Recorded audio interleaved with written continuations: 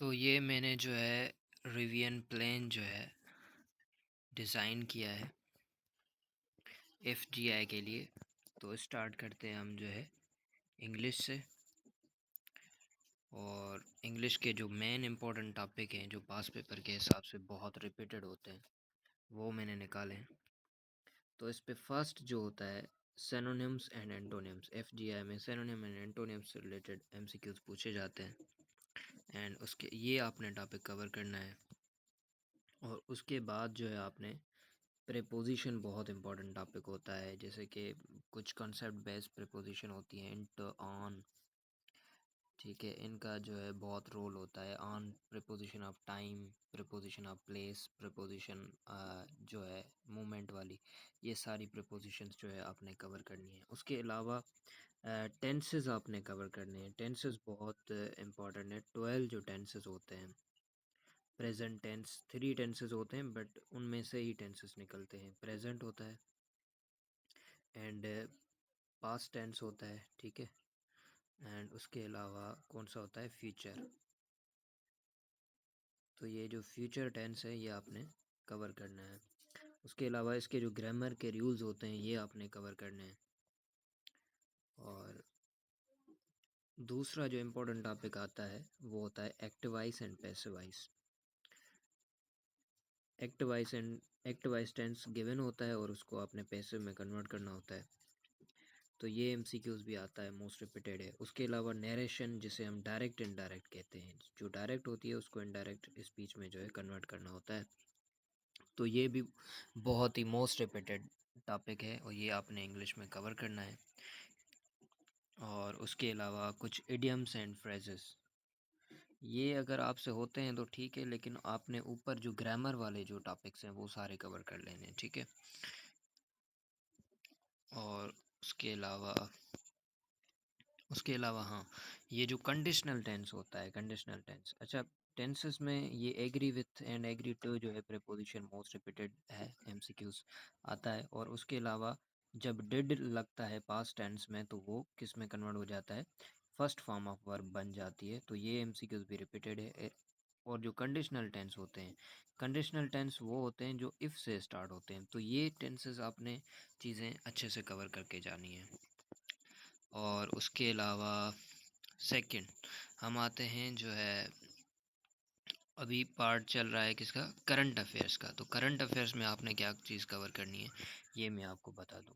Current affairs में पाकिस्तान की जो जो करंट अफेयर्स होते हैं, जैसे कि ज़्यादातर ये भी पूछा जाता है करंट पीएम कौन है, करंट जो है चीफ जस्टिस कौन है, और करंट जो है पाकिस्तान का बहुत सारे जो डिपार्टमेंट्स है, एफआईए, नैब, और जो है, और प्राइम मिनिस्टर और सीएम भी पूछे जाते हैं कि करंट जो है सिंध का कौन सा सीएम है।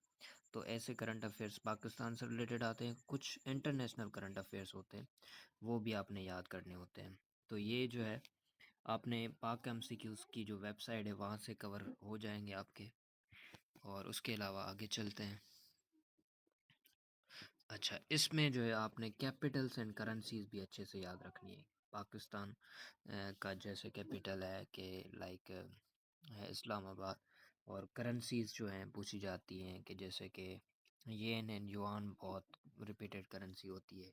युआन जो होती है जैसे कि चाइना की होती है, येन जापान की होती है। तो करेंसीज भी पूछी जाती हैं। एंड इम्पोर्टेंट पर्सनालिटीज़ जैसे कि कायद आज़म है, एंड उसके अलावा जो है अल्लामा इकबाल है, और बहुत सारी इंपॉर्टेंट पर्सनालिटीज़ जो है पूछी जाती हैं।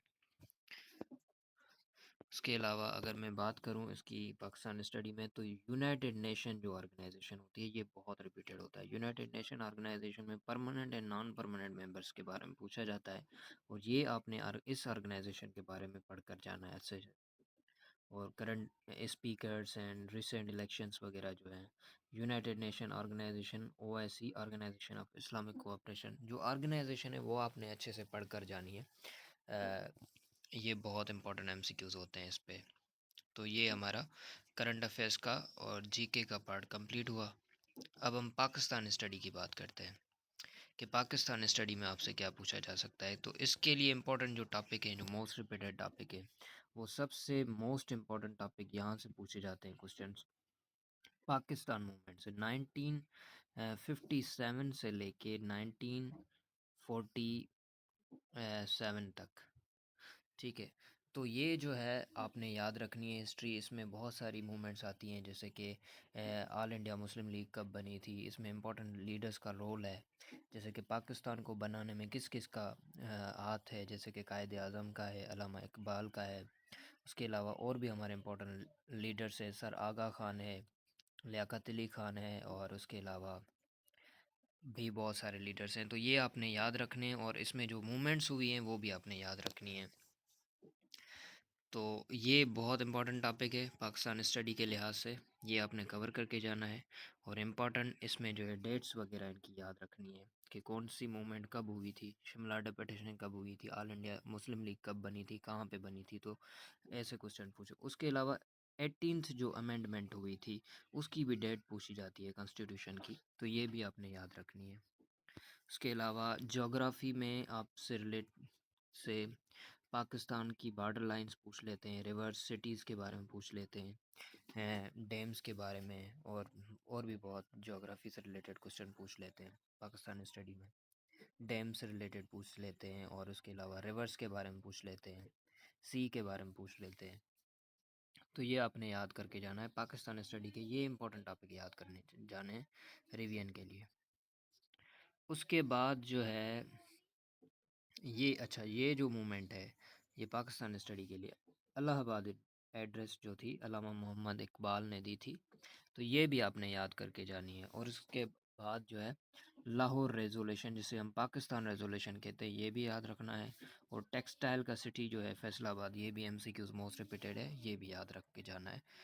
और उसके बाद अगर 44 डे को देखें तो उस दिन आपने क्या करना है।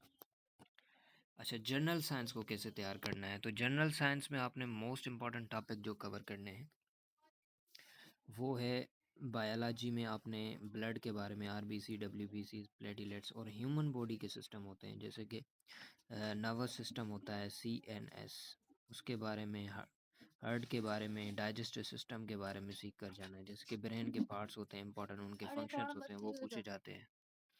तो इसमें आपने CNS याद रखना है, उससे रिलेटेड क्वेश्चन आते हैं। और उसके अलावा इसमें जो चीज़ आपने याद रखनी है, मैंने बताया आपको कि इसमें मेन इम्पोर्टेंट सिस्टम्स होते हैं, जैसे कि नर्वस सिस्टम होता है, और लाइक सर्कुलेटरी सिस्टम होता है, डाइजेस्टिव सिस्टम होता है, इनके बारे में याद रखना है। और ये वेव्स होती हैं, वेव्स के टाइप्स होते हैं, इलेक्ट्रोमैग्नेटिक वेव, लॉन्गिट्यूडनल और इंफ्रारेड, इनके बारे में पूछा जाता है साइंस में। मोशंस, ये फिज़िक्स का टॉपिक है। और मेजरमेंट्स। उसके अलावा केमिस्ट्री में एलिमेंट्स याद रखने हैं कुछ, जो 118 एलिमेंट्स हैं, इनके बारे में थोड़ी बहुत इंफॉर्मेशन आपको होनी चाहिए। और उसके बाद हम चलते हैं,